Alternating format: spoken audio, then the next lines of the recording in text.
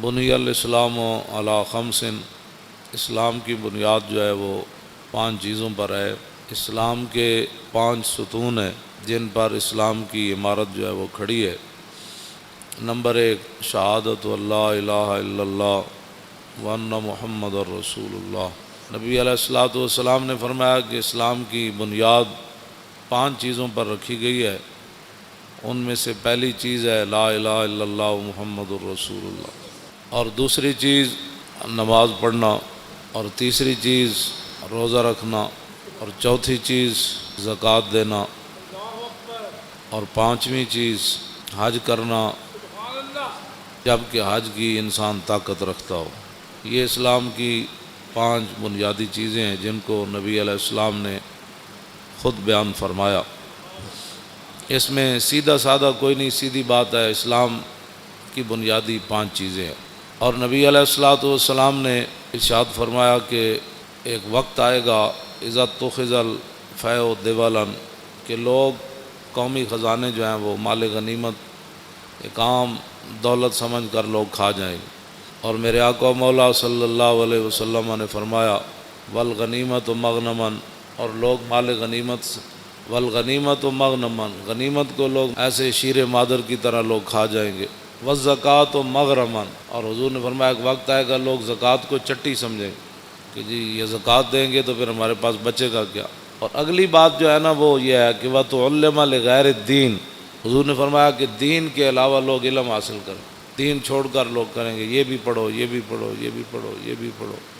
یہ بھی پڑھو، یہ بھی پڑھو، یہ بھی پڑھو۔ بلکہ حضرت زیاد بن حدیر فرماتے ہیں کہ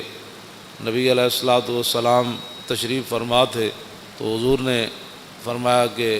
اس طرح کے واقعات ہو جائیں گے، اس طرح کے زلزلے آئیں گے، اس طرح کی مصیبتیں آ جائیں گی، طوفان آ جائیں گے، میری امت بے راہ روی کا شکار ہو جائے گی،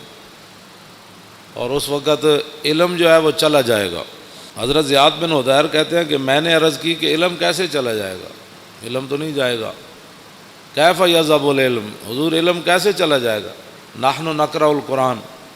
ہم نے قرآن آپ سے پڑھا ہے، وَنُقْرِئُ أَبْنَاءَنَا، ہم اپنے بچوں کو قرآن پڑھائیں گے، وَيُقْرِئُ أَبْنَاؤُنَا أَبْنَاءَهُمْ إِلَىٰ يَوْمِ الْقِيَامَةِ، فرمایا قیامت تک ہمارے بچے، پھر ان کے بچے، پھر ان کے بچے، پھر قیامت تک وہ قرآن پڑھاتے رہیں گے، علم کیسے چلا جائے۔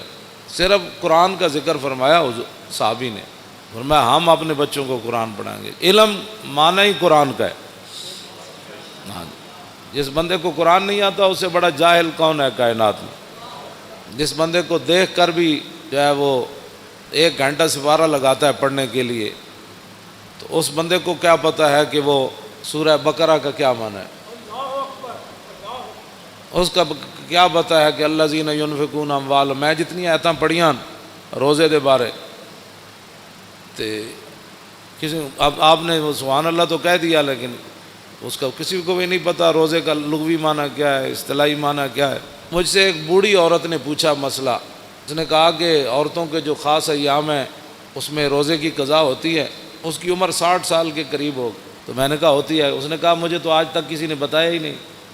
میرے تو 60 سال کے اندر میرے اتنے بچے ہوئے، میری شادی ہوئی تو 14 سال 15 سال کے بعد تو میں بالغ ہوئی، تو اس کے بعد یہ جتنے بھی کم از کم جو ہے 46 سال بنتے ہیں، 46 سال کے اندر میں نے تو ایک بار بھی رمضان کے روزوں کی قضا نہیں کی۔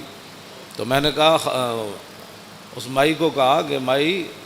یہ نمازوں کی عورتوں کے خاص ایام جب آ جائیں ان کے تو نمازوں کی قضا تو نہیں ہے،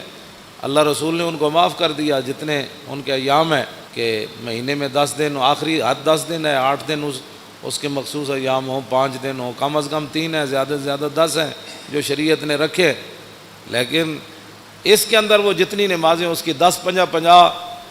اب 50 نمازیں اس دیا رہ گئی ہیں 10 دن، تو پھر تو ساری زندگی قضامت ہی لگی رہے گی۔ اس لیے اللہ رسول نے یہ بوجھ عورتوں سے ہٹا دیا۔ میں نے کہا روزے آتے ہیں صرف سال میں 1 بار، اور وہ زیادہ سے زیادہ 10 قضا ہوں گے، کم از کم 3 ہوں گے، ان کی قضا تو شریعت میں ہے۔ اس نے کہا میں نے تو نہیں کیے،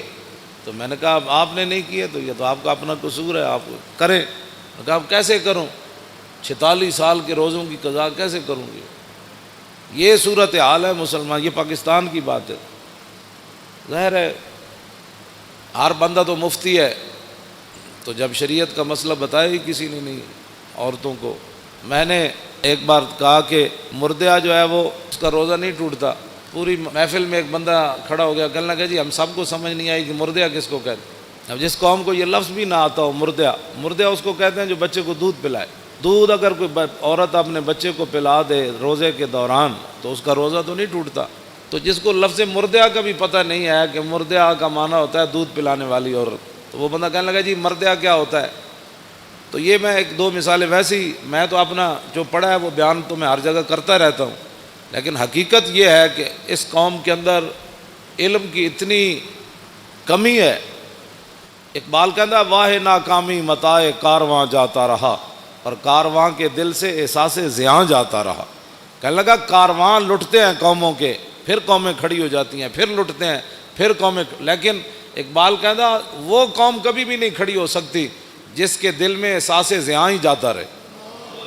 ہاں وہ قوم کبھی بھی نہیں کھڑی ہوتی کہ جس قوم کے دل سے احساس زیاں جاتا رہا،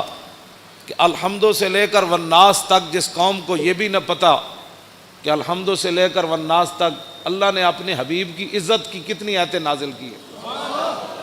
گستاخ رسول کی سزا کس کس کو قرآن کی آیت میں موجود ہے،